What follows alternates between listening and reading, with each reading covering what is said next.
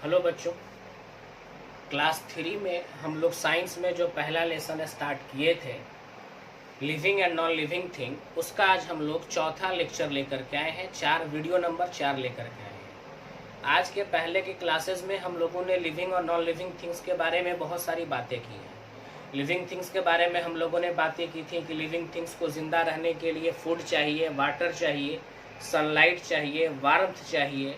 Non living things को इन सब की ज़रूरत नहीं होती है। इन सब के अलावा लिविंग थिंग बहुत सारी एक्टिविटीज़ करते हैं, जैसे लिविंग थिंग एक जगह से दूसरी जगह जा सकते हैं। नॉन लिविंग थिंग खुद ब खुद एक जगह से दूसरी जगह नहीं जा सकते हैं। लिविंग थिंग्स जो हैं वो अपने जैसे दूसरे छोटे बच्चों को जन्म दे सकते हैं, लेकिन नॉन लिविंग थिंग छोटे बच्चों को जन्म नहीं दे सकते। रिप्रोडक्शन का नाम हम दिए थे। लिविंग थिंग्स का बॉडी ग्रोथ करता है, लेकिन नॉन लिविंग थिंग का बॉडी ग्रोथ नहीं करता है।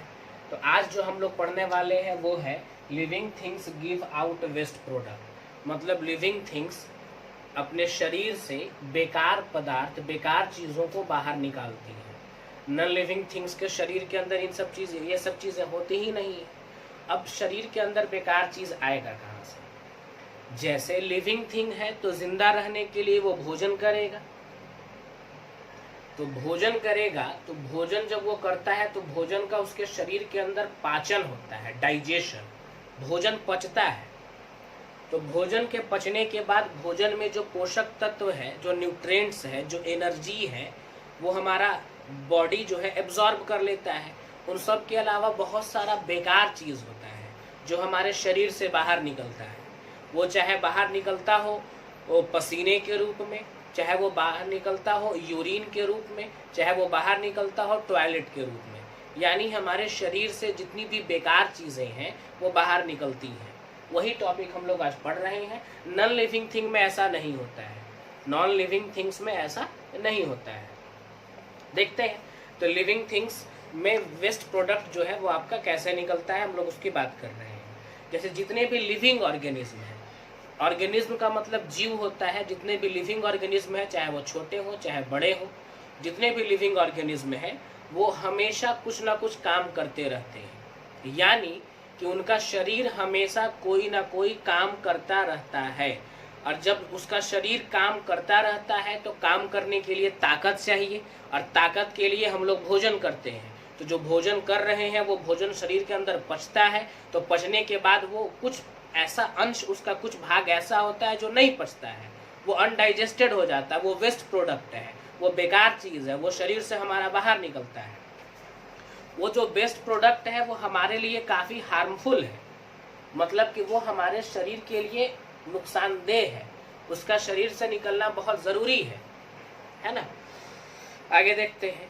तो which is why all kinds of living organism remove waste from their body. इसीलिए जितने भी लिविंग ऑर्गेनिज्म हैं वो अपने शरीर से जो वेस्ट प्रोडक्ट है उसको बाहर निकालते हैं, क्योंकि अगर वो वेस्ट प्रोडक्ट उनके शरीर के अंदर रहेगा तो उनके शरीर को नुकसान पहुंचा सकता है, क्योंकि वेस्ट प्रोडक्ट हमारे शरीर के लिए काफ़ी हार्मफुल होते हैं। यानी इंसान भी अपने शरीर से वेस्ट प्रोडक्ट को बाहर निकालता है, सभी जानवर भी अपने शरीर से वेस्ट प्रोडक्ट को बाहर निकालता है, और सभी पौधे भी अपने शरीर से वेस्ट प्रोडक्ट को बाहर निकालता है। अब पौधे कैसे निकालते होंगे तो इसकी हम लोग थोड़ा सा ध्यान देंगे। तो पौधों की जो पत्तियां होती हैं, तो सूरज की रोशनी में उन पत्तियों से ट्रांसपीरेशन होता है। ट्रांसपीरेशन में क्या होता है कि उनका जो वेस्ट प्रोडक्ट है वो वाटर के रूप में उनसे, सूरज की गर्मी में उनसे सोख लिया जाता है, उनसे बाहर निकल जाता है। और इंसान और जानवरों में तो आप जानते ही हैं कि पसीने के रूप में, यूरिन के रूप में, पेशाब के रूप में, टॉयलेट के रूप में हमारे शरीर से वेस्ट प्रोडक्ट जो है वो बाहर निकलते हैं। तो लिविंग थिंग्स खाना खाता है, पानी पीता है ताकि वो जिंदा रह सके। इसीलिए उसी खाना और पानी से के रूप के जो वेस्ट प्रोडक्ट है वो जो डाइजेस्ट नहीं हो पाता है वो शरीर से बाहर निकलता है, क्योंकि वो शरीर में रहेगा तो शरीर को नुकसान पहुंचा सकता है। इसीलिए वैसी चीज़ों का शरीर से निकलना ज़रूरी है। दूसरी बात, नॉन लिविंग थिंग्स को जिंदा रहने के लिए ना भोजन की ज़रूरत है और ना ही पानी की ज़रूरत है। यानी नॉन लिविंग थिंग्स जो हैं उन्हें किसी भी भोजन और पानी की ज़रूरत नहीं है, तो उनके शरीर के अंदर कोई वेस्ट प्रोडक्ट बनता ही नहीं है। तो ना वेस्ट प्रोडक्ट बनता है और ना ही वो उनके शरीर से वेस्ट प्रोडक्ट निकलता है ना। तो ये एक टॉपिक हुआ। अब अगला टॉपिक हम लोग पढ़ रहे हैं, living things respond to stimuli. Living things respond to stimuli. Stimuli क्या है? तो स्टिमुलस एक वर्ड है, इसका मतलब होता है क्विक रिएक्शन। क्विक रिएक्शन का मतलब कि तुरंत दिया जाने वाला रिएक्शन समझ लीजिए। अब जैसे मान लेते हैं कि आपको कहीं पर चींटी काट देती है, तो आप तुरंत हाथ को पकड़ते हैं ना, तो ये क्या है? ये क्विक रिएक्शन है।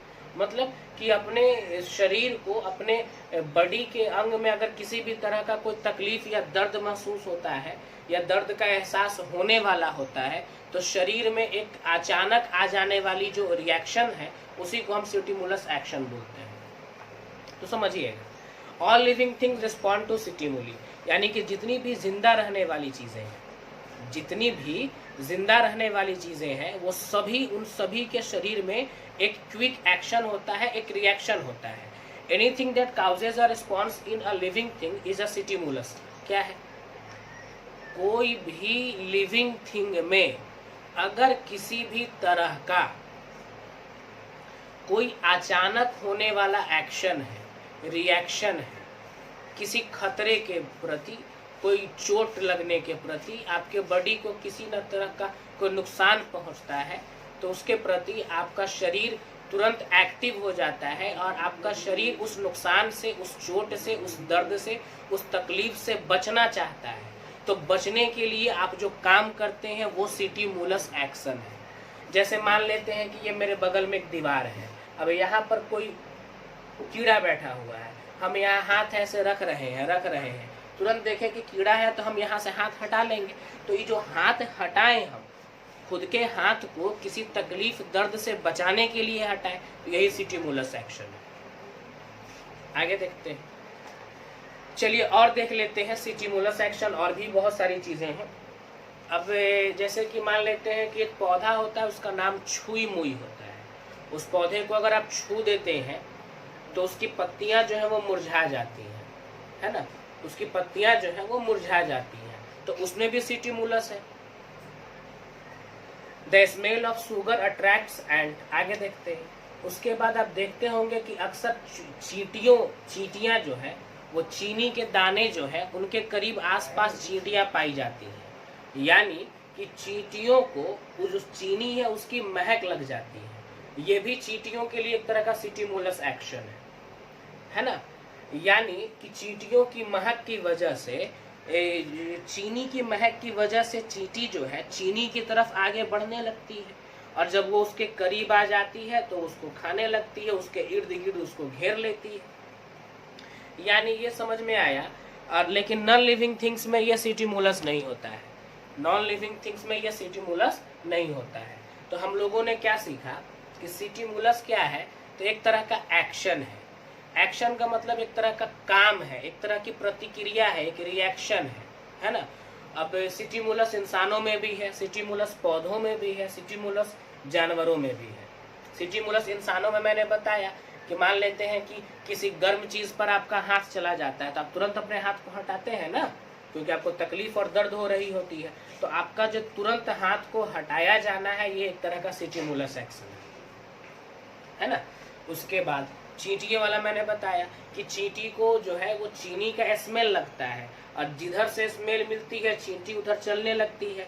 एक चींटी चलती है, उसके पीछे हजारों चींटियां आ जाती हैं, यानी कि चींटियों को उस चीनी का, उस शुगर का स्मेल लगता है, जिसकी वजह से वो उसकी तरफ खींच करके चली आती हैं।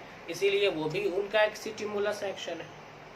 उसके बाद मैंने बताया कि पौधों में भी स्टिमुलस होता है। जैसे छुई मुई का एक पौधा है, अगर उस पौधे को आप छू देते हैं तो छूने से उसकी पत्तियां जो है वो मुरझा जाती हैं, यानी कि इंसानों या किसी जानवर के टच करने से उनकी पत्तियों में ऐसा एक्शन होता है जिसकी वजह से पत्तियां सिकुड़ने लगती हैं कुछ देर के लिए, उसके बाद फिर वो नॉर्मल हो जाती हैं। तो ये पौधों में भी जो है वो सिटीमुलस पाया जाता है। यानी कि सिटीमुलस इंसानों में भी है, जानवरों में भी है और पौधों में भी है, लेकिन नॉन लिविंग थिंग में सिटीमुलस नहीं पाया जाता है क्योंकि उसमें जान ही नहीं है ना। तो आज 2 टॉपिक हम लोगों ने पढ़ा, ठीक है, आज यहीं तक, दैट्स ऑल।